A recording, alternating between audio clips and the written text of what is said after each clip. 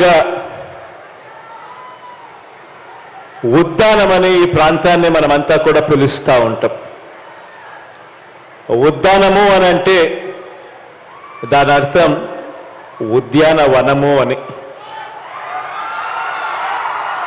అటువంటి ఈ పచ్చటి ప్రాంతంలో ప్రజల మీద ఏదో మహమ్మారి కాటు వేసినట్టుగా ఇక్కడ ప్రజలకు కిడ్నీలకు సంబంధించిన అనేక సమస్యలు, దానివల్ల అనేక కుటుంబాలు వాళ్ళ జీవితాలన్నీ కూడా అల్లకల్లోలం, ఇవన్నీ కూడా మన కళ్ళ ఎదుటనే కూడా కనిపిస్తా ఉన్న సత్యాలు.